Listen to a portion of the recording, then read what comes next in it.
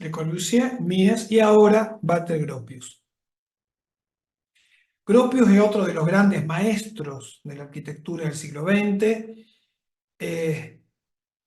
y vamos a ver justamente que va a tener una doble función, como arquitecto y como pedagogo, como maestro de enseñanza de la arquitectura. Pero, en este caso, como encaramos en esta materia y en esta unidad, vamos a ver su perfil estrictamente de arquitecto. Aquí lo vemos en una foto a la izquierda de principios justamente de la década del 20, poco antes de mudarse al nuevo edificio de la Bauhaus, en donde lo que vemos por detrás es el dibujo del proyecto que participó para el edificio del Chicago Tribune, que es un diario muy importante en la ciudad de Chicago, y un poco anticipa, ¿sí?, la vida futura de Gropius cuando debe exiliarse de Estados Unidos, de Alemania, ir a vivir a los Estados Unidos. Y lo que vemos a la derecha es una foto icónica, por supuesto, de su obra más importante de este periodo y también de la arquitectura del siglo XX, que es el edificio de la escuela de la Bauhaus.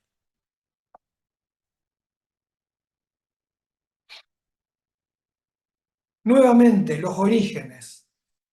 Vemos a la izquierda a un muy joven Walter Gropius, con el uniforme de soldado, tenía un rango de suboficial, que participó en la Primera Guerra Mundial y se hizo una promesa que era, si volvía vivo de la guerra, iba a fundar una escuela de arquitectura, cosa que finalmente hizo con la Bauhaus, ¿no?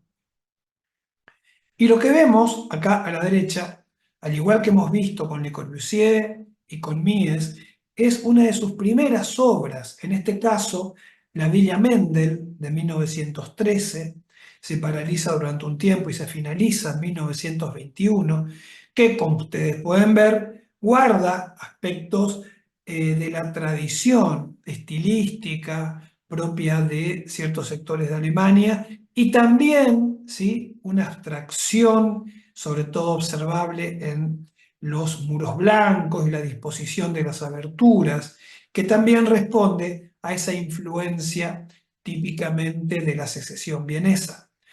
Pero por otro lado, si observamos, sobre todo en la foto de arriba a la derecha, el remate en mansarda de ese frente con las típicas cabreadas estructurales de madera que responden a la tradición constructiva alemana. Pero paralelamente a esa obra, lo cual claramente nos indica que era una obra a pedido del cliente, va a proyectar una obra que es muy importante, no solamente dentro de su arquitectura, sino dentro del período que estamos viendo, que es la fábrica Fagus, también en Alemania, una fábrica de hormas para zapatos, en donde ahí comenzamos ya a observar dos cosas. Por un lado, la clarísima influencia de su maestro Peter Behrens, pero por otro lado también ya aspectos propios de su arquitectura. Si observan ustedes la foto de la izquierda, sobre todo ese acceso en ladrillo y piedra, recuerda en mucho a la parte frontal de la fábrica AEG de Peter Behrens, sobre todo con las formas redondeadas de las esquinas. Ahora, es interesante cómo ese acceso en ladrillo, que está perfectamente organizado a partir de un eje de simetría, ¿sí?, el acceso, el reloj superior, está corrido por fuera del eje de simetría del volumen posterior de ladrillo, acero y vidrio. Y ahí ya vemos justamente esa búsqueda de ruptura de la composición clásica, y a eso se suma, y eso se observa mejor en la foto de la derecha, algo que va a ser muy importante para el desarrollo del concepto espacial en la arquitectura moderna, pero va a ser también una seña de identidad en Gropius, que es la desmaterialización de la esquina. La esquina en arquitectura durante siglos siempre fue un punto clave o de enorme fragilidad o de enorme fortaleza. Si uno quiere destruir una forma, atacar por la esquina, es lo menos factible, es muy duro, es poderoso formalmente y estructuralmente. Ahora bien, ¿qué hace Gropius? Desmaterializa la esquina. ¿Cómo? Doblando la esquina una L en vidrio y acero. Permite que eso, una fluidez espacial. Y la desmaterialización de la esquina, que produce también una crisis de la forma estable de origen clásico. Ahí vemos otro sector, el acceso. Perdón, ahora estamos en otra obra, ¿no? De 2 años después, 1914. Algo que hemos visto en la unidad 1 cuando hablamos de Peter Behrens, aquella famosa exposición de la Deutsche Werbung en la ciudad de Colonia de 1914, y que el pabellón principal fue proyecto precisamente de Walter Gropius y de otro arquitecto que va a ser muy importante también en la modernidad, como Adolf Mayer. Miren la fachada de la foto superior. ¿Tenemos eje de simetría? Lo tenemos. ¿Tenemos tripartición? Un basamento, un desarrollo y un coronamiento. O sea, responde a todos los principios básicos de la composición clásica y académica. Ahora, a partir de ahí, ¿qué hay? Una puesta en crisis de la materialidad clásica. Sobre todo con qué? Con encima del basamento, el desarrollo totalmente vidriado, o sea, se vacía el muro totalmente acristalado y sobre todo si observamos la esquina que vemos abajo. La esquina que plantea una escalera helicoidal totalmente vidriada en su forma curva. Imagínense subir esa escalera con el movimiento helicoidal de origen barroco, esa forma, pero que nos permiten que ser conscientes del movimiento en el espacio, pero un espacio que desmaterializa a su vez los conceptos de abierto y cerrado, de adentro y afuera. O sea, la fluidez espacial, la desmaterialización de la forma, la disolución espacial que veíamos también en Mies, acá está potenciado y profundizado. Y ahí encontramos, sí, algunos ya de los elementos más fuertes para identificar la arquitectura moderna de Walter Gropius hacia adelante. Pero por supuesto, Gropius, como alguien que pertenece a su propio tiempo, y a los vaivenes intelectuales y estéticos de su época, vamos a ver que también va a bascular, va a estar influenciado por estas corrientes. Fíjense estas dos obras, separadas 6 años. A la izquierda, una casa, la casa Sommerfeld, que la proyecta y se construye en la zona de la Selva Negra, cerca de Múnich, en Alemania, una casa construida totalmente en madera que responde a los principios constructivos y románticos propios de la arquitectura popular alemana de esa zona, pero que en su interior, que acá no mostramos fotos, está muy marcada por la influencia del expresionismo. Sobre todo el expresionismo en un sentido romántico, en un sentido de hundirse en las tradiciones propias de la Germania medieval. Ese Gropius, expresionista, por el mismo momento en que vivía, se va a ver también tensionado por los vaivenes propios de su época, como dijimos, y cómo 6 años después, ya establecido en la ciudad de Dessau, junto a la Bauhaus, va a desarrollar este barrio de viviendas, el barrio de Törten, muy cerca de la Bauhaus, que va a estar signado por la nueva objetividad, la racionalidad, el urbanismo moderno, la construcción en seco y la prefabricación.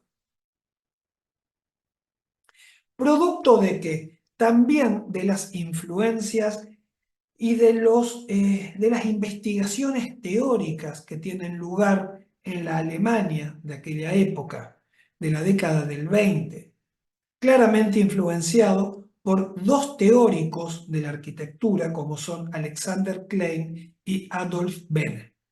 Alexander Klein va a ser un gran estudioso de lo que va a denominarse como el existence minimum, o sea, la vivienda mínima. Vemos justamente a la izquierda estudios que propone de frecuencias, secuencias de uso, de optimización de la planta, que eso redunda en ¿qué? En una optimización económica, en un mejor uso de los espacios, sin ampliar la superficie para ser usada. Como vemos en la imagen 1, lo que es una imagen tradicional, convencional, de las construcciones anónimas populares, y cómo basándose en una superficie similar, en la imagen 2, optimiza funciones, usos y espacios, como lo podemos ver en las imágenes 3 y 4, que reduce, ¿sí?, mediante vectores la manera de uso de estos espacios. O sea, Alexander Klein tiene y propone una influencia muy importante en la arquitectura de Gropius de este periodo. O a la derecha, Adolf Bene, que va a, en el año 23, escribir un libro muy importante del Modern Zugbau, que significa de la construcción moderna, que habla también de las posibilidades de la nueva arquitectura a partir de la utilización de materiales como el hierro, el acero, el vidrio y sobre todo el hormigón armado. Todo este panorama intelectual de investigaciones aplicadas a la arquitectura van a tener una influencia notable en todo el periodo, pero aquí particularmente en Walter Gropius. Y es así que esas investigaciones y los avances tecnológicos propios de la época es, como recién veíamos en ese barrio de vivienda que plantea Gropius en la ciudad de Dessau, que va a llevar adelante este barrio de vivienda. Fíjense en la imagen de arriba a la derecha, en esa maqueta de despiece en donde es posible observar en diferentes colores las partes y componentes de la vivienda prefabricada como si de una máquina se tratara. En color oscuro observamos columnas y vigas, en colores claros los cerramientos con paneles prefabricados. Lo mismo en el dibujo que vemos a la izquierda, un dibujo editado en uno de los cuadernos o publicaciones de la Bauhaus del periodo, donde también observamos en gris y en color sepia paneles de cerramiento, en gris también observamos vigas y en color negro tanto las estructuras de piso como las losas superiores. O sea, hay una idea de entender a la arquitectura en un sentido absolutamente racional, maquínico y casi de ser posible, de ser construida como si fuera en una cadena de montaje. Algo que tuvo mucho que ver, vamos a ver en la próxima clase eso en el urbanismo moderno, la influencia de un ingeniero, Martin Wagner. Y por último, abajo a la derecha, ¿cómo plantea el nuevo urbanismo la vivienda? Básicamente, para no ahondar mucho ahora, es, por un lado, negando la trama histórica de la ciudad que responde a una organicidad muchas veces medieval y proponiendo un nuevo trazado en donde lo que es importante plantear son las mejores orientaciones, en este caso, que miren al sur y al oeste, y las dimensiones y ubicación de los lotes de la vivienda, a los efectos que las propias viviendas tengan un terreno lo suficientemente amplio para que actúen también como unidades operativas. Pero, sin duda, lo más importante que va a ser en esta ciudad de Dessau va a ser la escuela de la Bauhaus. Hay que decir que la Bauhaus tiene un origen en el año 1919 en la ciudad de Weimar, al este de Alemania. Ahí va a funcionar la escuela hasta 1926. El cambio de ciudad de Weimar a Dessau responde básicamente a dos cuestiones. Primero, salir de un ambiente políticamente enrarecido como era Weimar por las permanentes disputas políticas que ya existían y de una violencia política cada vez más creciente, ya que los estudiantes de la Bauhaus, por sus orígenes, por permitir incluso tener estudiantes mujeres, cosa que era algo incomprensible y que las academias no lo permitían. Gropius y la Bauhaus sí admitían estudiantes mujeres y que tenían un perfil más bien bohemio. Por lo tanto, eran vistos como subversivos, izquierdistas por la extrema derecha alemana o eran vistos como burgueses por la extrema izquierda. O sea, siempre estaban en el medio de los disparos políticos, por lo que deciden mudarse de Weimar, pero van a Dessau. ¿Por qué Dessau? Porque es una ciudad industrial. Y la escuela va a establecer un convenio con el municipio de Dessau para que los productos diseñados en la Bauhaus se fabriquen en las fábricas locales. Y además una parte de la escuela iba a contar y contó con aulas para artes y oficios para que sea usado por el municipio.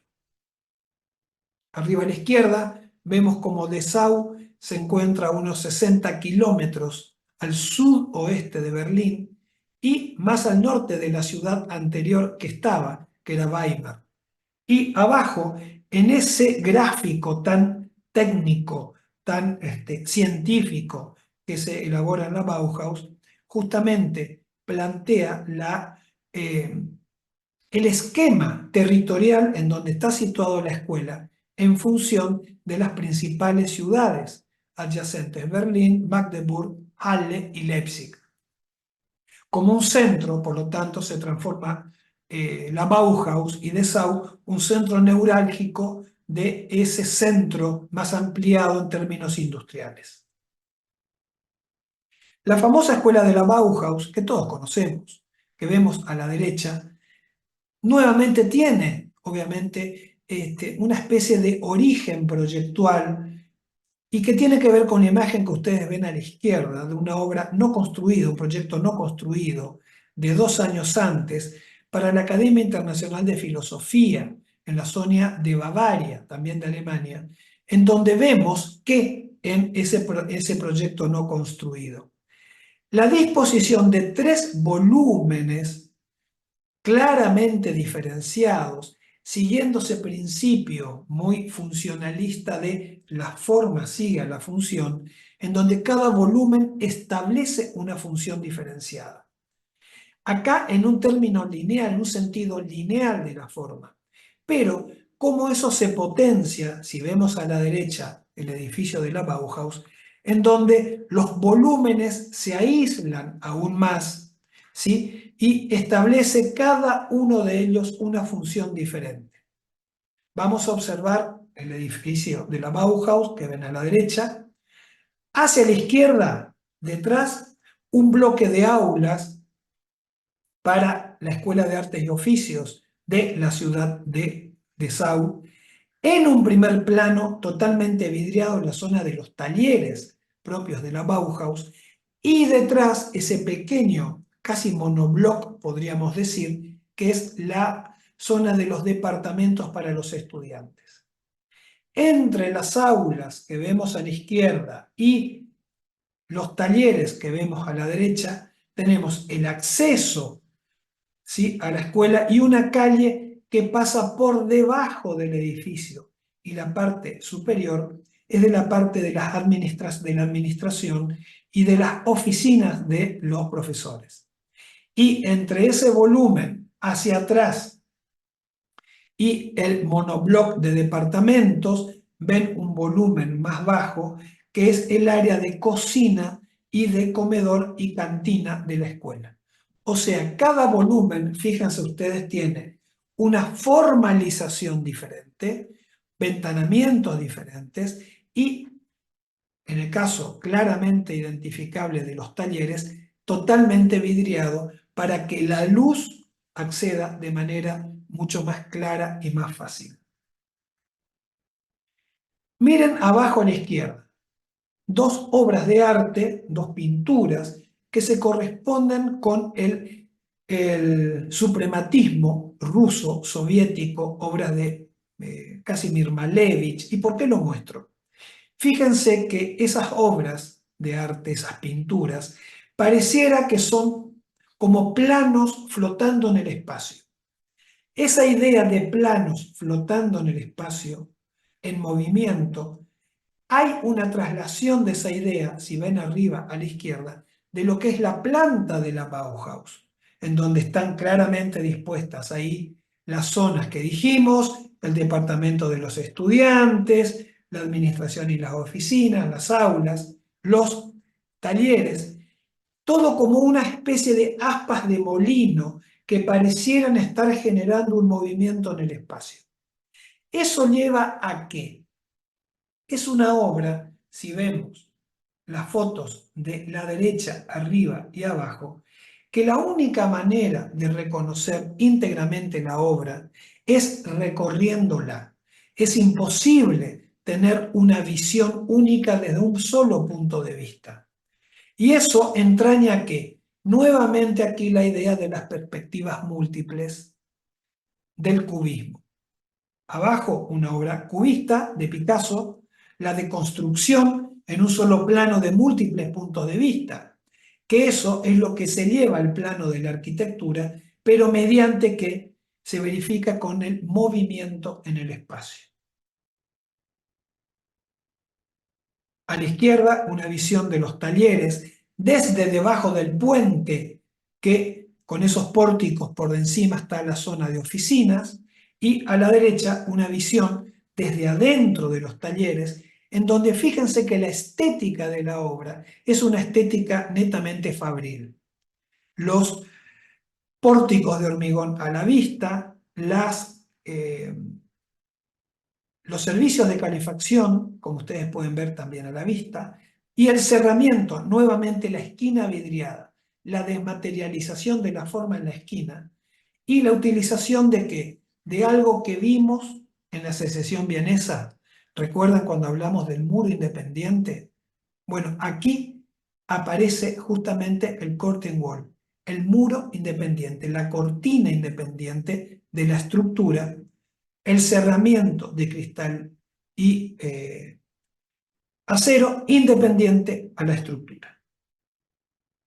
Y para terminar, hay que decir que durante la década del 20, Gropius va a ser un activo proyectista de muy importantes barrios de vivienda en varias ciudades de Alemania, sobre todo en Berlín, como vemos aquí, el barrio de la Siemens. Siemens, ustedes saben que es una empresa eléctrica que en este momento, ya vamos a hablar de esto en la próxima clase, acá simplemente lo nombro. Los ayuntamientos de origen, sobre todo gobiernos de izquierda, van a potenciar y financiar barrios de vivienda para obreros, y entre los arquitectos que están siendo citados, Gropius va a ser uno de ellos haciendo estas viviendas de densidad media, vivienda colectiva. Para terminar, 1938, un Gropius ya exiliado de Alemania se exilia a expensas del creciente nazismo y la persecución hacia los intelectuales, y Gropius es invitado, tiene dos opciones Gropius: trasladarse a la Argentina, que fue su primera opción, instalarse en la ciudad de La Plata con su estudio, y la otra opción que finalmente acepta es la de trasladarse como director o decano de la Escuela de Diseño. sería la Facultad de Arquitectura y Diseño de la Universidad de Harvard, en Cambridge, Massachusetts, al noreste de Estados Unidos, y que a unos 40 minutos de ahí, en la localidad de Lincoln, va a construir su vivienda norteamericana. Con esto terminamos la clase de hoy, es la última imagen, así que nos estaremos viendo ustedes de manera presencial el día martes, trabajo práctico.